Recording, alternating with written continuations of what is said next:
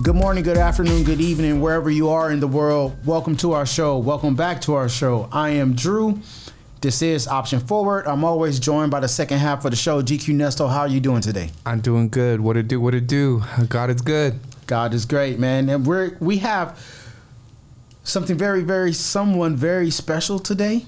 I've been working on my little introduction game, but she is someone who I would say, just off of talking to her briefly, and doing a little bit of background research, someone who recognizes opportunity, takes advantage of that opportunity, and from that creates opportunity for others, right?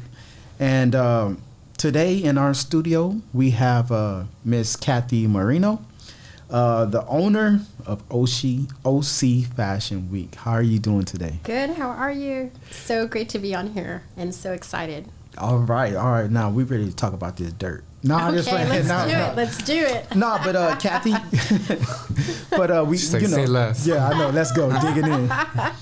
But we thank you. We thank you for coming. Tell the listeners a little bit about. I know a little bit about you, but can you share a little bit about your background? Yeah. So I'm not originated from fashion. I actually came from the television world. And originally when I graduated at college, I wanted to travel the world. I wanted to work in imports and exports. And I was originally an international business major with a minor in French.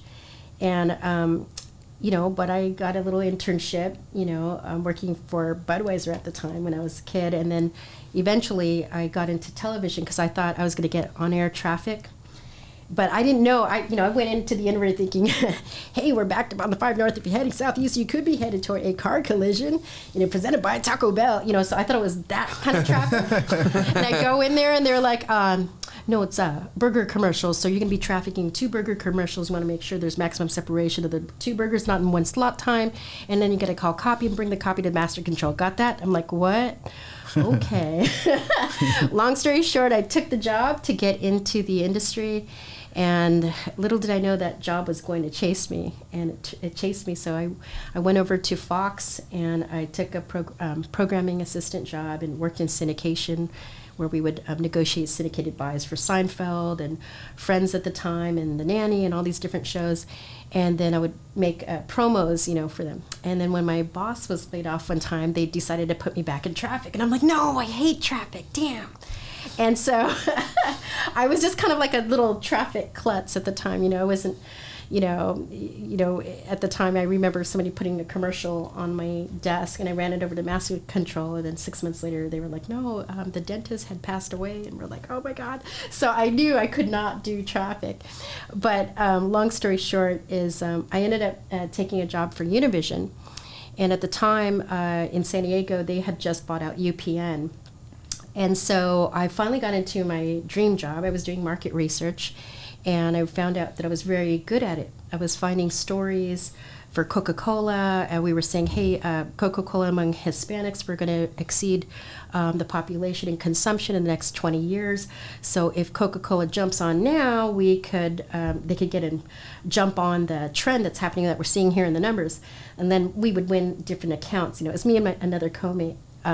Eventually, little did I know that we were outranking, in the commercial buy industries, because we were out delivering like NBC's numbers and CBS, and I'm talking local traffic in as far as the San Diego market at the time, and those numbers would later be something of a backbone for me in understanding and how to read projected forecasts and things of that nature.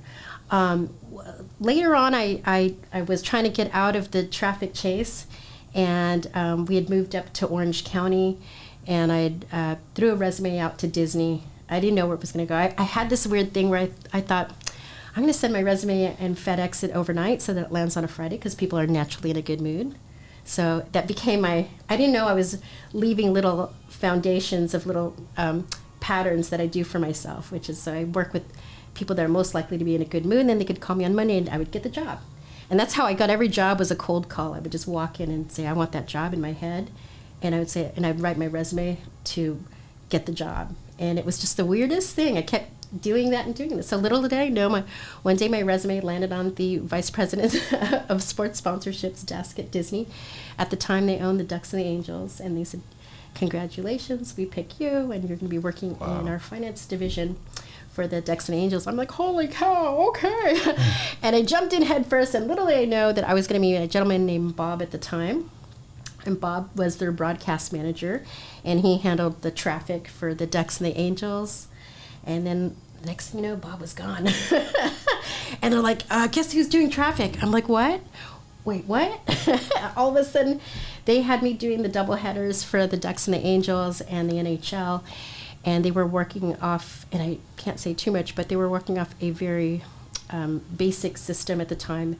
And I met with the IT department and designed the first automated traffic system for the Ducks and Angels at that time. But I accidentally consolidated my 8-hour job into 2. So I was like, oh no, what? Whoops.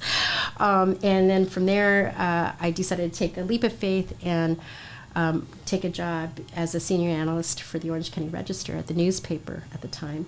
And I did that thinking, oh yeah, now traffic can't get me. But then the Angels win the World Series, and all my friends are That was unfortunate. I was like, no. I was like, oh man.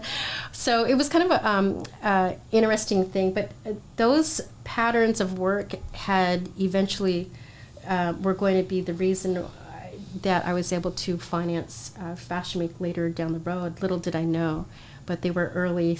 It was almost as if if you believe in signs and all things serendipitous, this was one of them.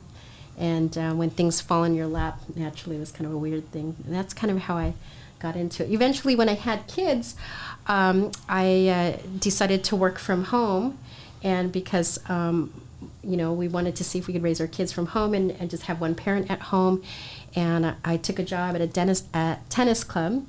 And they asked if I knew sponsorships. And they said, well, you worked for Disney in sports sponsorships. Can you help us out with the United States Tennis Association? And I was like, sure, okay. Hadn't done this before, but I usually don't work the sales side. I'm usually a market analyst. But let me see what you got in the numbers, and we could play around with it. And that was like the very beginning of everything. From there, I started getting word of mouth events, but I was producing events under 6 weeks or less. It was a really weird thing. So someone would have a train wreck, and then they would come to me, and then I would flip the flop, and then I started selling the flops back for more money. So I'd be like, change the theme, change the aesthetics a little bit, change the marketing, build a website, and then get it out the door. Now, to do these types of things were very trying, because if you got a toddler at home, it's very difficult. And that means your hours of work are sporadic and in 2-hour increments. And what I decided to do was I looked at commercial traffic, with I attached a value to time. And I didn't even know I was doing it. I knew that 6 to 8 a.m. was morning drive. I knew that 6 to 7 p.m. was prime access. It was another day part.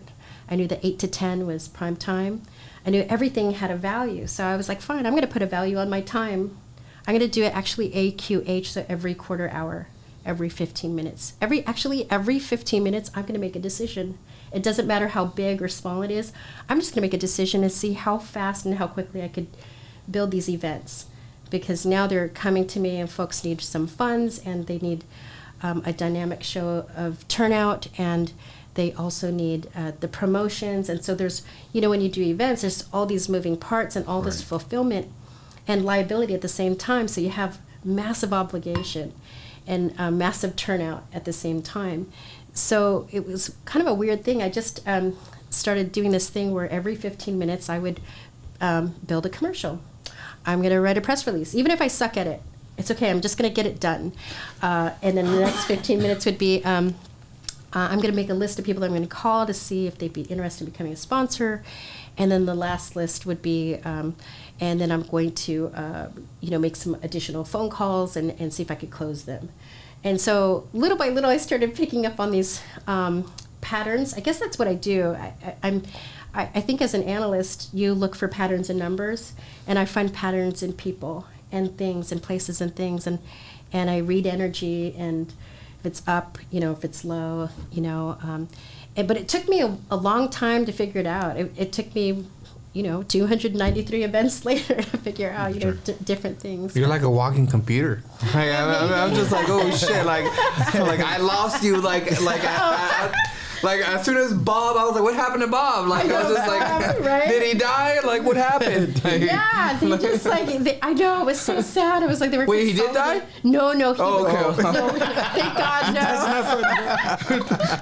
no. It was a budget thing apparently. I didn't experience an increase in raise or anything, but they just kind of placed me where he was, and I didn't want his job. I was like, he was tenured there for a long time, and I felt so bad. I was like, no, I didn't want Bob's job. I didn't come here for that. But yeah, isn't that crazy? Yeah, honestly, like I think putting the dots together, because that's what it sounds like. Like you are very conscious of how to put the dots together and how to make everything work. Like, are you like visual? Are you more visual, or you're more like, what type of, like, how do you, where do you see the pattern of like connecting the dots, especially especially marketing? Yeah, that's a really good question. Usually like in frequency, in succession. So I usually, I know you had mentioned something, hey Kathy, is that kind of like maybe you kind of procrastinate? I go, I don't know if it's a combination of procrastination, but look at you paying attention. You remember this? Yeah, no, I love that. But it's actually, I look at definitely patterns, things that repeat over time, and then from there all forms. Oh, here's an example. So when I was a kid, I was trying to raise money for my wedding dress, right? So I was working at Fox, and then at night I took this tax software company, and they were telemarketing. And it was really funny because and I didn't even know I was doing this until I took a technical writing class, because I needed to write more clear. I would write these long-winded sentences that would never end. And it's like, Kathy, get to the point. I'm like, I'm trying. They're like, say it for less. Like, oh, man. So ultimately, I took the tax software job so I could make extra money. It was like $9 an hour, I think, at the time. But if you rang the bell and you sold something, you'd get these bonuses. So I took the script, and 4 hours would go by, and I wouldn't make a sale. And I'm like, dumb script. So I'm going to see if I can get somebody to say yes. So I was like, Bob, yes. Hey, Bob. So you live on 442 Charlie Way? Yes, I do. 2. That's 2 yeses. Oh, well, that's fantastic. And I take it you got the deluxe software last year, right? Yes, I did. That was 3. So, okay, well, that's fantastic. And I take it that you used the Visa Platinum card last year, right? And he goes, yes, I did. And I go, I guess you're going to do that again, right, for the deluxe software? I guess I am. And I go, ding. And so it became this weird thing with me to find a pattern, and I don't recommend this for anybody. Or pressure points. Yeah, or maybe just something that made them more agreeable. Yeah. But agreeable in a very truthful way, Right. because these are all things that they can agree with. Yes, I live here, and yes, I did use that, and just making it easy for them, and saving them time. So, and over time, I realized, to me, that was a luxury. Time, and that if you find a way to communicate how you save someone's valuable time, you're going to have them more communicative with you. They're going to be more adaptive to change, and also openness, and then movability, basically. But it was kind of a weird thing. But that was my strategy at the time. But I think I started making like $300 an hour at the end, or some ridiculous amount. And a friend of mine who was like, she was trying to compete with me at the time. So she's like, all right, what do you do? And I'm like, give me your script. Give me your script. Let me see what you got. Let's see what you got. And let's, how are you connecting with the customer? Are you listening to them? Are you recognizing what they need? Are you acknowledging, some of the things that they feel social acceptance with, and so that's how it started, how it began. It was a weird thing. It was a weird methodology. They also call those open-ended fact-finding questions. Oh, okay. Yeah. Open, Yeah. yeah. So those are some of the things. My So- nerdy side, sorry. Yeah, no, it's good. But for those who are unaware, what is OC Fashion Week? Orange County Fashion Week, I think, if I were to describe it, is an international trade show dedicated to emerging designers and emerging businesses looking to be discovered. It's become a location where companies can launch and prevail as an incubator in our market. And I say that loosely because, based on statistics, our consumer spend in retail is so vast. It actually spends at the rate of a fashion capital. So when I did my numbers back in the day, at the time I was with American Express, and they had wanted me to produce an opera festival. And so we had to present a business plan to the city of Dana Point. And at the time, I pulled up the research numbers, and I go, we spent $2.1 billion in travel, but we spent, what was that, $56 billion? Wait a minute. Let me just check my numbers here. That's just a little ridiculous. Okay, so I pulled back, and then I bought my own market research software, which was the same one that the Orange County Register used, because I was like, wait a minute, I'm seeing something here that's like, this is wild. Okay, so let me call up Vogue and see, are we talking here about Orange County yet? Because we're spending like a fashion capital. So I spoke to an executive at the time at Vogue, and I asked them point blank, and I said, how are you ranking the fashion capitals? She goes, oh, you couldn't quite call Orange County a fashion capital. And I'm like, oh, no, I'm not trying to call it a fashion capital at all. She said, no, I enjoy a spirited debate. And I go, no, I'm not trying to debate you. I'm just, looking here at the statistics of the consumer spend in retail and wondering how we're identified, in the, in that realm, and what other countries are spending. I'd be curious to know what other. Well, that conversation never came about. It was like, oh, well, it's based on a cultural index. It's based on this and that. So what does a market research person do? Out of curiosity, is I looked up their source, and at the time in 2008, and I don't think it's the same source in present time, but Right. Back in 2008, it was a company called the Global Language Monitor. And I called them up, and they said they were an SEO firm. I said, okay, that's interesting, because typically you would use a consumer spend to determine, the rank reports. I did tons of rank reports at the Register, so that's all I knew. Same thing with that Univision, I would do rank reports. But it was always based on spend. But I never knew there was a rank report based on SEO, so that's a different approach. That's more based on popularity and sourceability online, which in many ways for some companies that's more valuable asset, because it's making them socially relevant and more findable, which is attractive if you're in the advertising realm, which would make sense for someone like Vogue at the time. But in my book, as far as consumer spend, I would look at, say, if Paris is spending $10 billion, then what does that mean if Orange County is spending, in 2008 at the time, $56 billion? So it was kind of an interesting statistic that I found, and so in present day, or before the pandemic, I had connected with the global vice president of DHL, and he's in my LinkedIn. I go, did you hear, these are the numbers that I found. What do your numbers look like? And so he was, actually, that's true. And I go, what? He goes, I could see that happening, because, South Coast Plaza alone is like the number one Right. shopping destination in the United States. Yeah.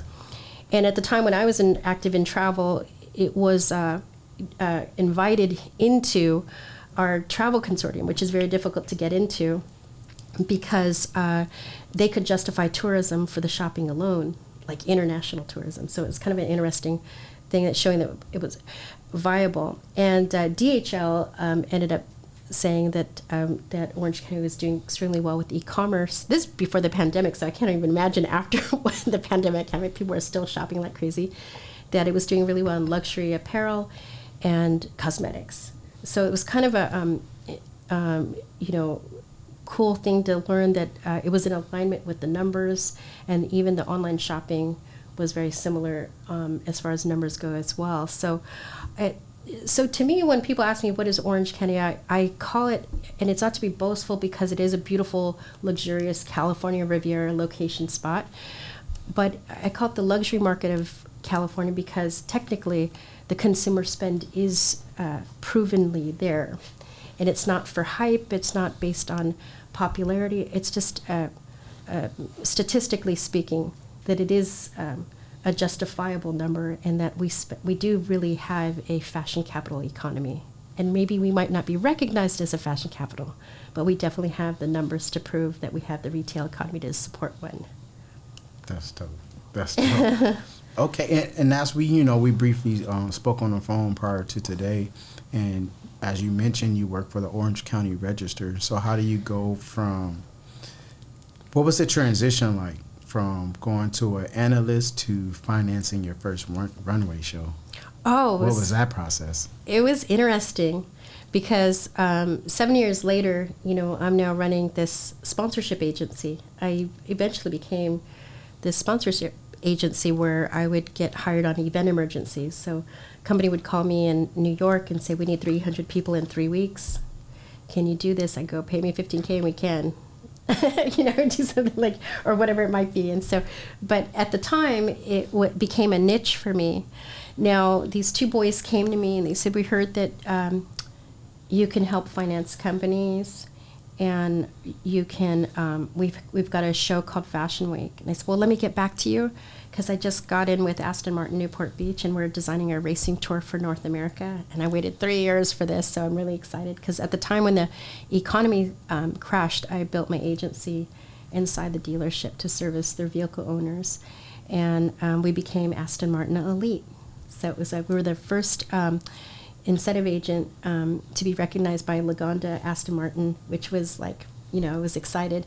And serendipitously, somebody at the time when we were doing the racing tour goes, hey, check out that red Vanquish. I'm like, what red Vanquish? They're like, that one. And I'm like, oh, who is that? They're like, that's the producer of America's Next Top Model. I'm like, huh. All right, we've got a girl out here. That's awesome. So I was excited just because I was like, there was 3 women out there, and one was a doctor, and then was Dana, and then there was somebody else. And so little did I know that a year later, I'm now in Italy working for the Italian American Opera Festival presented by Bulgari. And we're working on an opera festival to premiere in Aliso Viejo in Orange County.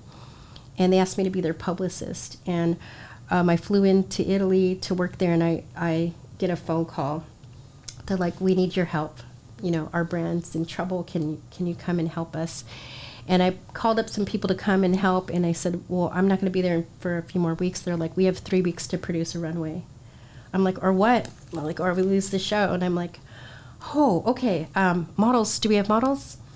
And we're like, no. So I call up the men's aquatic team, and I call up the Orange County Ballet Theater, and we get our first group of models. And then I get this random phone call, and it's Dana. She's like, where are you?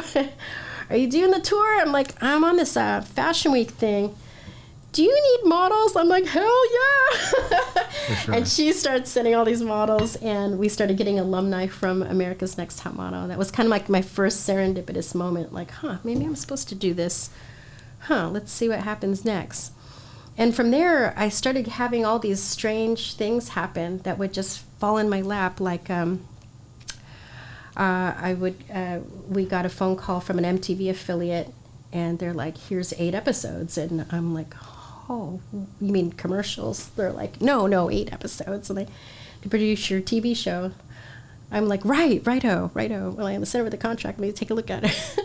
And at the time, my director, who had worked with me for Aston Martin videos and whatnot for over the years, had took a job with LA Live. And it left me with the camera to purchase. And the moment I purchased the camera, I get another phone call. And it's like, hi, it's the Virgin Islands. We heard you have a TV show. We'd like to fly you in. Oh, right. Oh my gosh. And so it became this thing where I got flown in to do, and this is our cable show, whatnot, but it was really exciting to come into the Virgin Islands and start supporting their fashion show as now this crew, So we became what we called Behind the Seams Crew. And it's so funny because I actually got you guys something, but I'll show it to you in a few. Okay. And so, and then the third thing was I needed to hire a correspondent, a reporter, and my third phone call came in, and I was just telling friends, like, it's so funny, we should all go to Australia because I've never been. And I'm like, hold on, I got this phone call. Hey, and it's like, hello, Kathy, we'd like to fly you into Australia. I'm like, oh, excuse me? Yes, for Brisbane Fashion Week. And so all of a sudden I'm getting flown into Australia, and I'm like, I don't have a correspondent, so I contact this gal, Jenny, on LinkedIn, because she's in Sydney, Australia. And she's like, okay, I'll meet you in Melbourne. And she's like, you should hire my son because he's an editor and he's a really good editor. I'm like, I've got someone that I've been working with for 3 years now, so we're good. But I'll see you when we get there. And we get on Facebook, and we have one mutual friend. And it's her son. And it's her son. And he's in the Philippines, and she's in Sydney, Australia. Because I'm like, hey, Justin, how do you know Jenny? He's like, that's my mom. No way. Uh-huh. And I'm like, God, maybe this is a weird sign. And they just kept happening. Like, they kept falling on my lap. Did you, like, watch The Secret or something? Like, what did you do, like, to manifest all this to just fall on your lap and just... It's action and intention combined. Okay. But it was, and momentum. I mean, in my book, I had been reading Napoleon Hill for years because that's my dad's books. Yeah, have you read him? Yeah. And then I came across books like The Magic of Believing by Claude Bristol. This is long before The Secret came out, but they are recognized in The Secret movie. See, you haven't seen The Secret, man. You got to watch The Secret. I didn't hear it. I didn't hear of it until you. I've been telling him. He doesn't believe it. He doesn't believe it. You know. Well, it's weird because maybe it might be hard to believe because it's more commercialized for the masses, but when you identify with the things that you do, and just in market research, we look for reoccurrences, right? So another strange thing that happened to me was when I was econ major, my professor said, you should take my class. I'm teaching intuition. And I'm like, I can't believe you're teaching intuition, Dr. Franz, that's funny. He's like, no, really? And I go, yeah, okay, see you later. I'll see you at Hebner Hall. And so 10 years go by, and my girlfriend calls me. I'm going to die. I'm on this plane. I know it's going to crash. I'm like, it's probably just your gut, you know? And then to empathize with her, I Googled intuition, and out comes Dr. Franz's book, Intuition at Work, published the year I graduated. And I'm like, oh, and I buy the book. I'm like, he did it. He published a book. And it was like 9 or 10 different scholars and some Nobel Prize winners that were determining intuition based on their own experiences. So they had like the first marketing director that was a woman for American Express Travel writing about intuition. They had Smith Barney, finance guy, writing about it. So it was really interesting that it kept coming back to me because people would tell me I don't listen to my gut.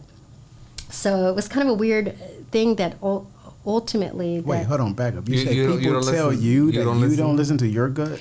Well, there was a time earlier in my youth that, I realized that being nice could be expensive. Mm-hmm. Right? I'm sure you experienced it. Yeah. When you're so nice, you say yes to everything. You're like the little pushover. And all of a sudden, people pick up on that. They start asking for more than what's available in your magic box of good stuff to give. And then the bandwidth becomes greater. And all of a sudden, you're steering the boat to the island, and they're punching holes in the boat. And you just need to get the boat to the island. And you're underneath it now, holding it up. Right. And they're punching, So I realized that being nice, and it's not in a condescending way, but there's a threshold that it could actually be an expense. You gotta throw them off the boat. Yeah, I mean, you gotta throw them off the boat. Throw them off the boat. Like, hey, you're messing the objective. Yeah. Most definitely. Mm-hmm. It was. I hope I answered the questions because you did. No, because it's almost like when I remember my first day on my current job, right? Because of the background that I have like this win at all costs attitude. Like, you're not going to outwork me. I'm not the best. I'm not the most talented. He's not lying. But He's not lying. you're not going to outwork me. And then one guy, I think it was like a bathroom break or something. I was just going to the restroom. He was like, hey, bro, hey, don't show them you're a good worker. You know how they're going to reward you? With more work. And then he quit the next day, right? Oh, wow. Yeah, he did. He was gone. But no, and it feels like that. Like you said, like now you're underneath the boat because things that are presented to you, you're just like, oh, well, I can handle it. I'm mentally tough. I know I'm capable of getting the job done. So even if I know it's more than what I can handle, I'm going to do it because I'm going to show that, hey, I'm unbreakable. You know, but everybody has that breaking point, you know? So, but I totally understand that whole, you know, being too nice is expensive. It doesn't necessarily have to be monetary, but it's emotionally. Yeah, that's true too. Because, you know, you have to preserve yourself and you have to preserve who you are and your energy. Because, you know, if you keep with the takers, and as a result, you'll get too many withdrawals sometimes. Well, you just like hit it in the nail right there. There's givers and there's takers, right? Mm-hmm. And you have to learn to identify that. And in my opinion, I feel that sometimes you have to, when it comes to takers, you want to make sure that you narrow down to the taker you're willing to take shit from. You know what I mean? And then the rest is just. It's almost as if it's okay to put boundaries. You know, it's okay to say no, because we all have to put in our own effort and carry our own weight. And I think sometimes I wouldn't say integrity sometimes ruins your perception of like what is productive and what isn't. Yeah, that's right? so funny. That's so funny because that's actually what I train my project managers.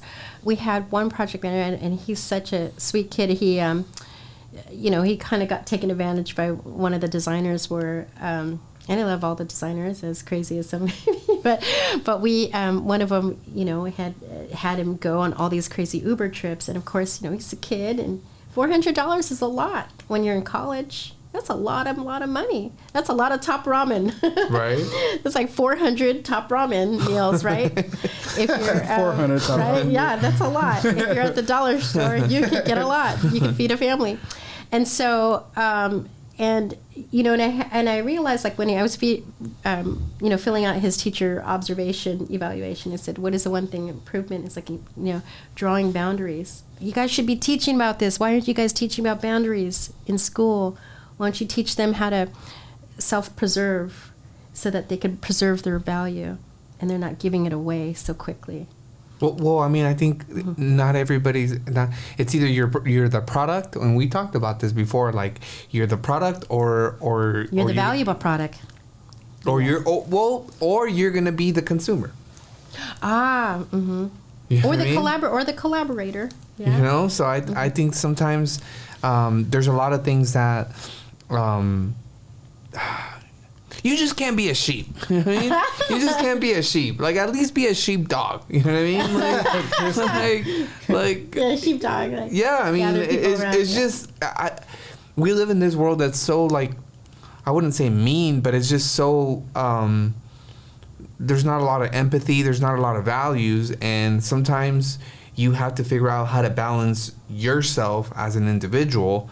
And you know, don't get sucked into being that person, but at the same time, don't be that stupid person. Yeah, exactly. Right? Yeah, so. yeah, that's crazy.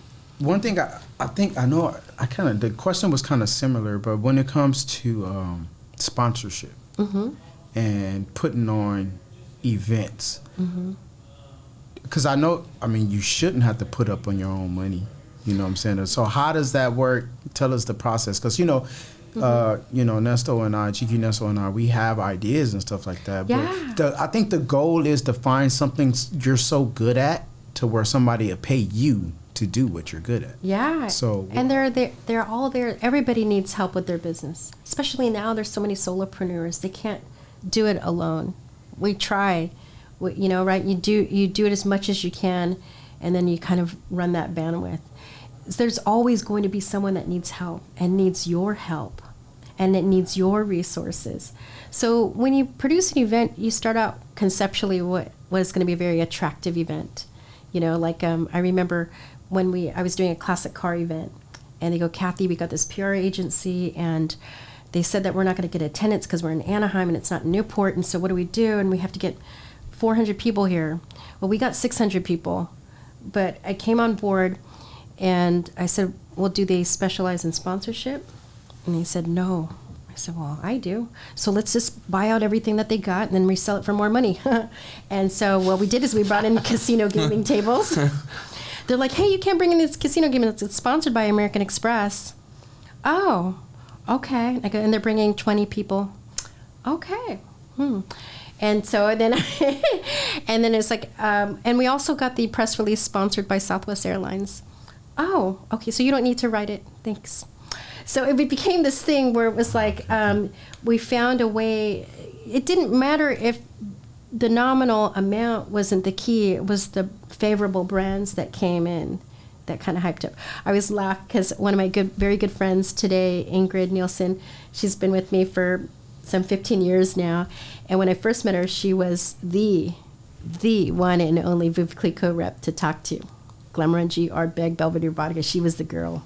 She was, if you got in with Ingrid, you're like, you're in. And now she's with us, and we're like, oh, I love this girl. But she's, we met her, I remember I was doing a Mercedes-Benz event, and I was hired by the city. And they were like, you can't bring in Southwest Airlines. I said, why not? They go, because they have a Toyota Prius or they have a Toyota Love Bug or something like that.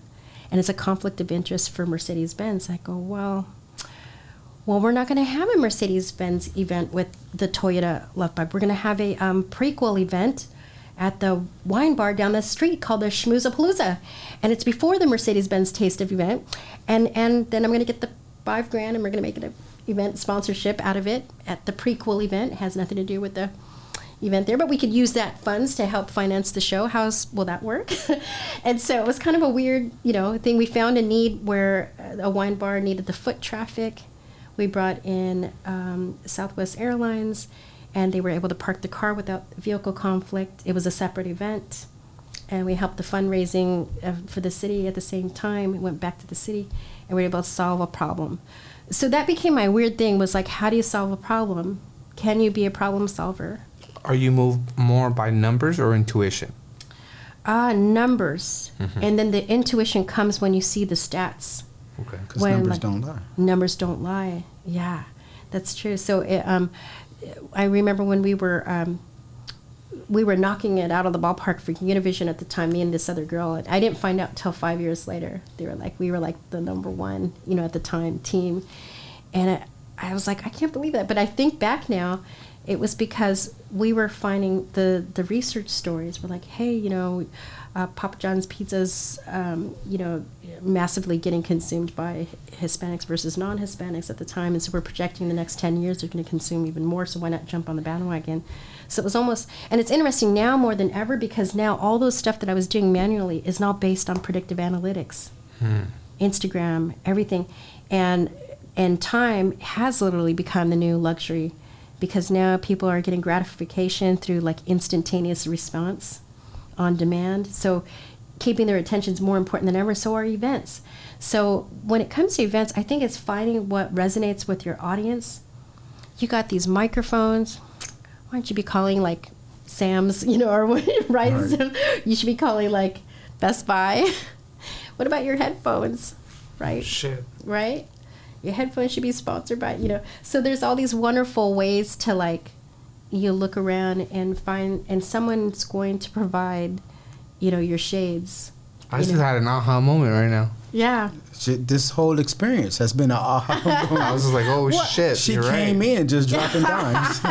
Yeah, gems. Yeah, you've got these monitors right here with rolling billboards and crawls presented by. You're not letting no penny behind. That's how I look at it. You are monetizing on every single aspect, and that's okay. At a younger age, did you? I mean, obviously you stumbled into this, Great but question. where did you I see know. yourself? Great question. You know, prior to you getting stumbled into, like, let's take it back to 10-year-old you. Where were you thinking that you were going to be at? Oh, that's a really good question. I know it's so funny. My dad wanted me to go into life insurance, and at the time, both my parents were like, That's still data, though. "Yeah, it is still data. That's true." And I was like, at 10, I was fixing the meetings for my dad's life insurance meetings. Oh shit! And I was putting all the chairs out, and he was reading Napoleon Hill. So when you were pulling those chairs out and you were like pissed off because you got to pull some chairs out and put it back in, where was your mind at as far as like, I'm never doing this shit again, or is it like, I can't wait to have my own event? I was going to travel the world. I actually went to UCSD to take a technical writing class, and I also took I forgot what they call it, a TESOL class, teaching English as a second language, because I wanted to go to Japan. You know, I got married and had kids, so I took a different route. But it was so weird because I ended up back. Yeah, we ended up getting flown out to Hong Kong. All my staff and 36 fashion designers. We were sponsored by one of the largest trade shows in Hong Kong, and they chose our market to partner with us, and we were flattered. And this was right before the pandemic, so we got to meet different suppliers around the world. And it was so funny because they told me like the last minute, like, by the way, you're guest speaking tomorrow. I'm like, oh, I am? And so I go up there, and I think I was talking about the environment and stuff like that. And this gentleman came up to me and said, can I get a copy of your speech? And I'm like, what? Why? Because, well, you know, I manufacture for Zara and all these other companies, and I actually work in Costa Mesa. I'm like, what? It was just so strange that in the middle of Hong Kong, this gentleman came to me and he said all these wonderful things. And little did I know that I was going to be, you know, doing what I had loved to do. I wanted to travel. I wanted to work in imports and exports. And so kind of funny how I ended up doing it through fashion.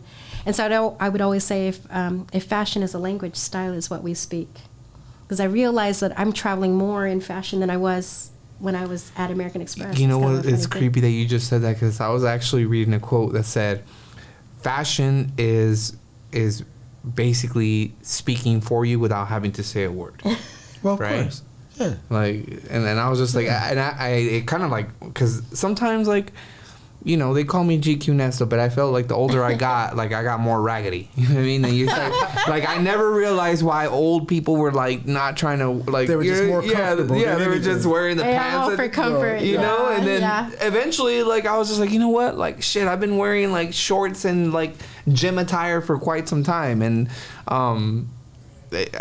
then I started to think about that, and I was like, shit. Then I've been projecting some like bullshit, like. I mean, No. Well, not right now though. Right now, the scrungy look, worn look is that is it. That is it. Yeah, Actually, that is. and according to DHL, streetwear is at where it's at in Yeah. LA. Yeah, That's where the that gym is are. it. Like you see the guy getting out of the Bugatti with some gym shorts on. And well, you know how I Yeah. roll, like But I know, sandals I and get it. shorts. But you know? no, but I mean, it is true though. Like, you know, I can, not me specifically, but just generally speaking, you can sit in a room. You stay and you're- consistent. You stay and consistent. Yeah. and with your and you have a nice drink in your hand and maybe a cigar, and just by the image that is presented, I can say, okay, I can see. Well, And you- yeah. that experience that we had in Rodeo Drive, remember? Right. Yeah. You saw what he got out in, right? Right, You right. saw what he Really? pulled up in a Rolls Royce truck. Tell her the story. Well, so we, I think this was probably one of our first times working Yeah. here in this lovely studio. And we went to just, I guess, take a break. So we went to the Beverly Center. We have a nice vehicle, but it's not the best. So it's cool. It's not like a 1988 Civic, you know. Yeah, So yeah, we pull it up works. and the valet comes out and, you know, takes our key and a ticket and just, you know, proceeds in doing his job. Yeah. Then we see another gentleman pull up right behind us in pretty much a $500,000 vehicle. Right. And he's just sitting there. And he's waiting. There's no valet. There's no nothing. So he gets out of the car and he looks at him because he's dressed nice. And he was like, hey, I should have dressed like you.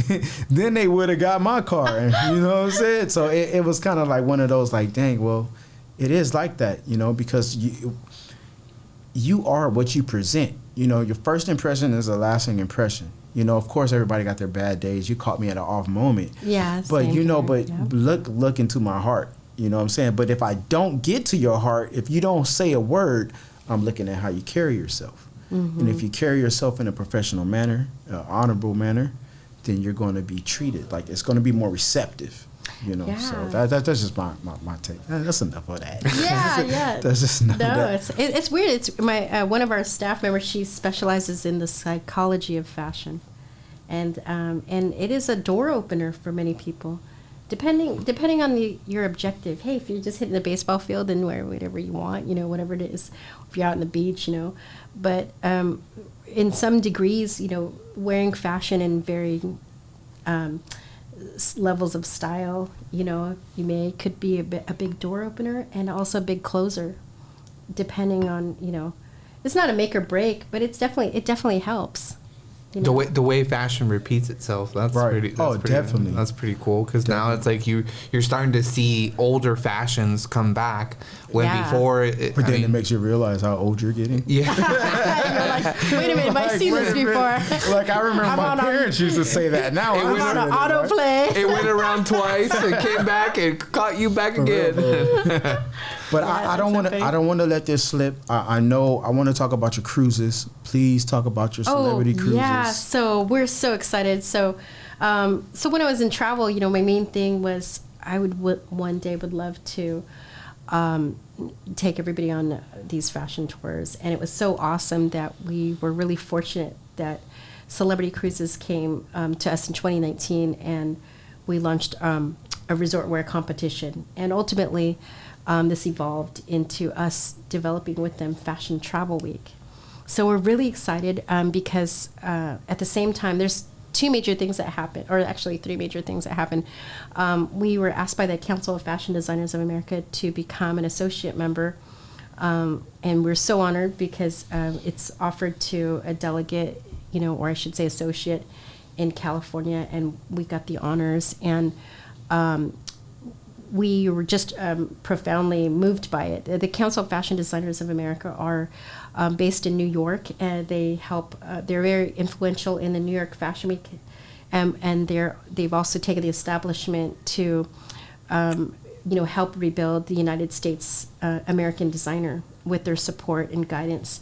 And I believe they also have Fern Malice, who is the original founder of New York Fashion Week, and they credit her for revolutionizing the runway, because back in the day when fashion started, it was mostly like a lot of European designs. You're seeing the Balmain, Yves Saint Laurent, Chanel, all the major brands were all mostly European based, Dolce & Gabbana.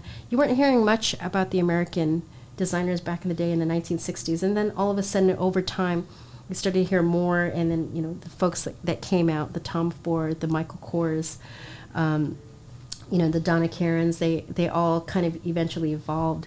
But to bring it back to that point is that the key is that I think really is coming back to building a foundation for American designers to be discovered. And for us, that also means connecting on an international level, and helping them evolve with connections through fashion and travel. So to tie in those two, we have a cruise June 24th through July 1st with Celebrity Cruises, and we're going to Barcelona. We stop at Cannes and then Florence, Italy. So we're really, really excited When you about say that. we're included, right? Yes, you are. You're here. Are you All right. coming? Yeah. You can do your podcast on there. Yeah. Yes. Would that be awesome? No. Yeah, Oh, yeah, I'll we'll work- line them up. We'll line them up. Kathy, don't I will you do this. I'm gonna don't do you this. get me I'm gonna, excited. No, I'm serious. I'm gonna work with you guys on this. I know how to do it. Let's Okay. call up your friends too on the team. For sure.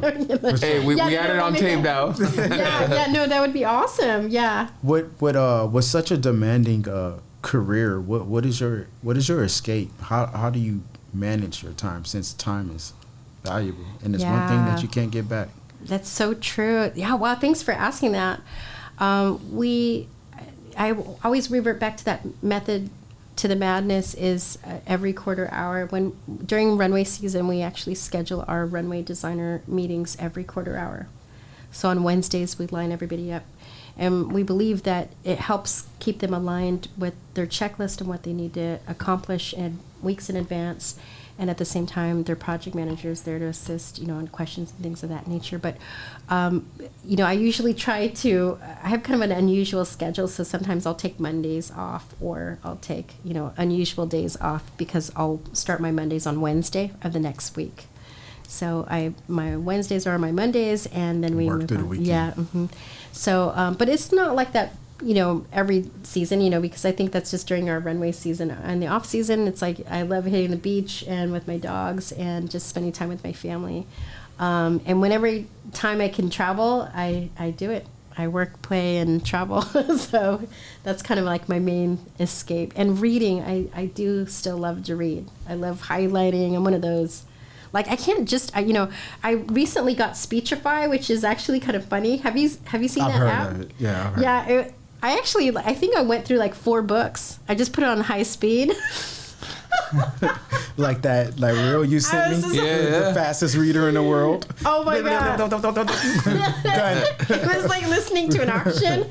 No, but if you need to consume a lot of information in a short amount of time, that is like the thing to do. Because it just, like, I think I finished it in like less than 20 minutes. She almost reminds me of, like, I don't know, have you seen the movie Casino?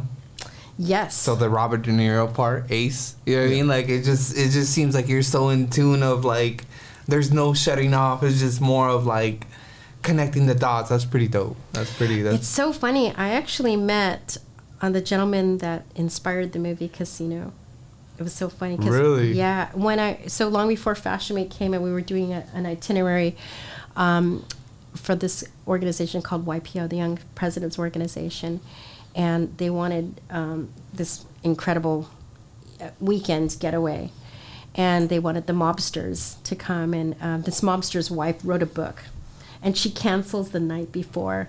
And we're like, oh shit, what are we gonna do now? We're like, she just canceled, and She had to. Yeah, She had no choice. and she puts us on the phone, and we're like, actually, we're bringing the mobster that inspired the movie Casino. I'm like, what? And the FBI agent that apprehended him. I'm like, no shit, holy cow, really? So we all got mobster hats, and we had him hit the door like, FBI, to just like, and everyone's like freaked out, like, oh my God. And that was their opening. And he was actually the quote unquote technical specialist of the team, to inspire the movie Casino. And then the very next day they were on CNN because they had just opened up the Mobster Museum. So that was Mr. Frank Culata, and he was responsible for taking the mobsters down. So he was the one they put in hiding, and they had, he had to do all the reveals and things of that name. The snitch.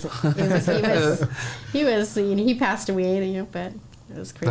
That's dope. It's crazy. All right, now let's switch it up a bit. What would you say to date? What is the most exciting thing that has happened to you? Today, work related or family related? Whatever you want to go with. It's definitely like, I'm always going to go back to the birth of my kids. They're my babies.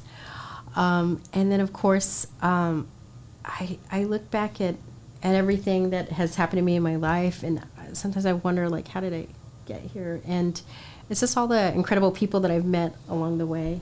Would you want to change anything?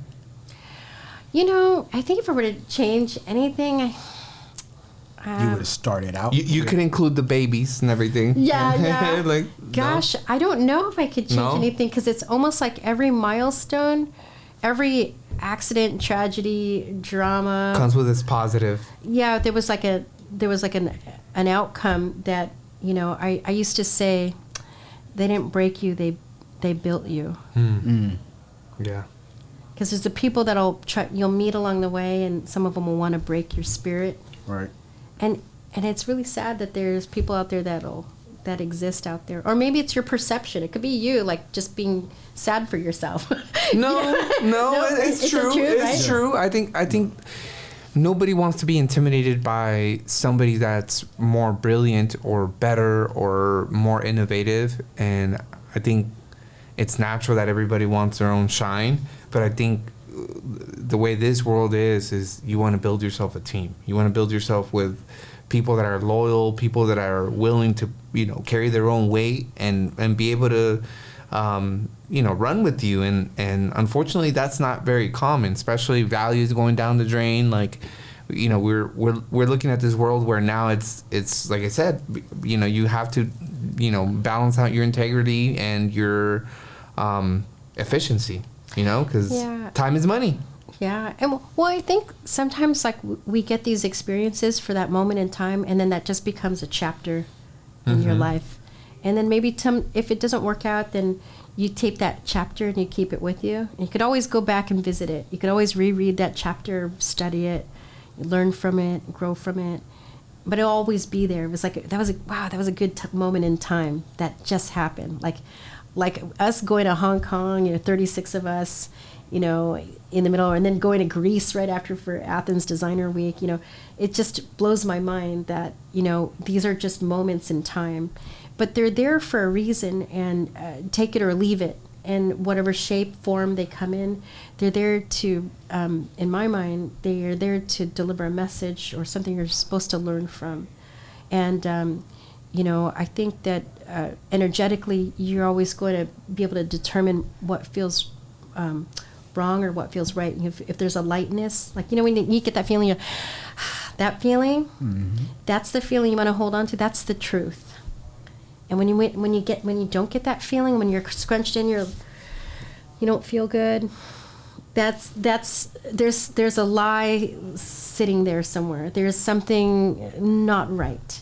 Maybe go back and retweak. Maybe go back and retweak the setting, or maybe change the people around, or change the terms around, whatever it might be. But go back there and fix it until everyone's like, and then when they're back. What's your definition of success? To me, it's when all things are working appropriately. The community, the people are happy. It's a constant state of joy. I think when there's a rhythmic feeling to it, and everybody's, you know, in that spot of happiness, like you can't really, and you see it visually. Like, you know, when you go to a party, like you could see the peak of the party. Right. At the beginning of the party, it's kind of like, not everyone's here yet, but everyone's having a good time. And then there's this peak where it peaks, you know, there's a state of happiness and joy. And I think that's when you find that solace with your success and your family and your friends, and when you have that equilibrium.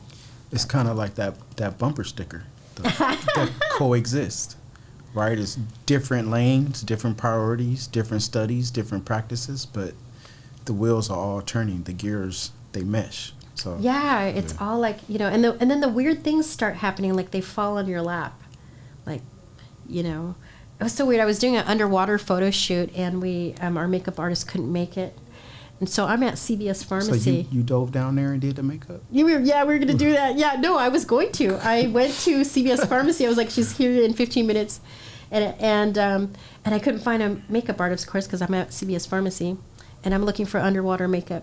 And lo and behold, the next aisle, there's this little girl, goth makeup, and she's got an earring in her nose. And I'm like, you don't happen to be a makeup artist, are you? And she goes, actually, I am. I'm like, really? She goes, yeah, with L'Oreal. Wow, I really need you right now. Can you follow me to this shoot? It's underwater. Yeah. I'm like, okay, great. And I'll pay you, and, you know, let's go. You know, but it was the most random thing, you know. It was just, sometimes the oddities happen out of need, but it's like, to me, that's always been with this force of momentum when it's happening at the same time, and then they all just start falling in the lap. I can't even explain. It's so bizarre, but it's happened to me a few times. Wow. So, yeah. Kathy, you should go buy a lottery ticket. I don't know Maybe if you play. Maybe I should do that. Really? Okay. It's like, you know, like, I just feel like some people are highly favored and blessed. Like, you know, we all are under, in my belief, God's grace. But, like, there are some that you're just like, dude, like, you're receiving it a lot more than others, you know, than common. So that's definitely. But I got one question, and we're going to wrap it up here, all right? Mm-hmm. But what's one thing that makes you happy or makes you smile no matter how many times it happens? Oh, it's always going to be seeing my kids. Okay. That's always going to be like it for me.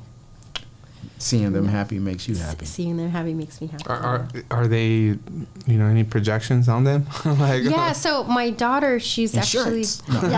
Yeah, exactly. Actually, they have different passions, but both incredibly talented artists. And I'm not saying that just because I'm their mom, but they both play guitar together, and then they both went to a really amazing school. And my daughter, she took on her dad's traits, so she's an animator like her dad. No way. He worked on Curious George and Rugrats in Paris. Go way back. And go way back. But when I met him, we both met at Budweiser. He was a truck driver at the time, and I was a little marketing intern. Yeah, and he says, I got this MTV offer, and I'm like, I think you should get it. I think you should go for it. He said, what about us? I'm like, we'll figure it out. But when those opportunities happen, when they knock like that, you don't know the outcome. Like for those that try to work the outcome too hard and then they give up, it's like they just miss that entire outcome. They just missed the ride, the hay ride. Shit. Yeah, exactly. Yeah, so it was kind of a weird thing, and my son, he wants to be a film director, so he's studying. It's funny, he's filming his first scary movie, so it's nice. Pretty cool. Yeah, he's and he wants to get an internship. So I'm excited for them because they have this electric talent. They don't want any of our input. They're doing it on their own. That's cool. And my daughter, she bought her own car. She worked at Pizza Hut for 2 years, and she saved up all her money. And she's like, "No, Mom, I don't want you to pay anything." And I'm like, "What?" And she went and that's more than I did, That's the least they can do. They're no longer tax write-offs, right? So exactly. Just charge them. Yeah. Charge those little guys. No, but you were talking about the whole quitting things. Remind me of Napoleon Hill. One of his books was about the story of the gold miner who quit, I think 2 feet away from the next. Yeah, that's in one of his books. And then he goes and sells, the gold miner goes and sells all his equipment back to some random guy. And the guy looks at the equipment and say, "Hey, where were you at?" So he goes and he gets an engineer to re-examine the area, and he said, "Hey, the main vein to the gold is about 1.5 feet away from where they were digging." And the guy accumulated millions and stuff like that. But yeah, it's actually a true story. Oh, I didn't read that one. That's a good one. Yeah, wow. Yeah. I think that one was Think and Grow Rich. Yeah, Think and Grow Rich. Yeah. I think the owner that it was like a co-founder of Apple. I think he's the one that, like, I don't know if you guys heard of him. You can't fact check me on this because I don't even know his name, but he had like a huge 10% of Apple, and he sold it for $800, and then now, yeah, he's kicking himself. Yeah. That happened on Facebook too, right, with the twins. Yeah. But that happens. But hey, ladies and gentlemen, we've come to the end of our episode today. We wanted to thank you for tuning in. But before we get into the whole formalities, Miss Kathy, put out your social media out there. Any events that we should be looking for? Anything upcoming? Yeah, so we're going to be coming up with our next show, OC Fashion Week, our runway. So they could watch us on our Instagram feed for posts coming up in spring. We're really, really excited about Fashion Travel Week is happening June 24th through July 1st. We're really excited about that. And we're bringing back Hot Tech, the world of fashion technology. We started it back in 2014, and new to the panel, we had a gal that we met, Katie Chanakis. She's actually here from LA, and she created and pioneered a whole NFT panel and Web3 and all that metaverse universe. That's like, some of it's over my head, but it's amazing. And so we came together and collaborated for the first time to create this unique event, which we held at Terminus, this cool arcade for all this wonderful tech stuff. And so we're looking forward to bringing that fashion forward coming up in March as well. So those are some of the latest things that we're working on for sure. Nice. Yeah. GQ Nesto, anything you would like to share with our listeners and our viewers? I just want to thank all our listeners. Thank you for following us. Please follow all our social media platforms and get enlightened. I think today was a very good session, just getting an aha moment from this lovely guest. And I think that a lot of our audience could benefit from that. So tap into that. I mean, you lose nothing by, seeing the, other side of the coin, and just find ways to progress. That's it. All right. Yeah. And Miss Kathy, anything you would like to share with our listeners and viewers? Well, I want to say thank you for having me on your show. I think you guys are super talented. I think that you could keep doing what you're doing. You're on gold right now, and you're connecting with the community the way not everybody does every day. And I think you're on to something. Thank you. See that. Yeah. Thank you very much. And I would say something that we touched on in one of our previous recordings is some beauty does come from the darkness. All right, meaning that seed is in the soil in the dark, but eventually when it's watered and nurtured, it blossoms into something beautiful. So you can get through it. All right, find your purpose, realize it, and go after it. But I'm your boy Drew. We thank you for tuning in today. We are Option Forward. We see you guys next time. 1.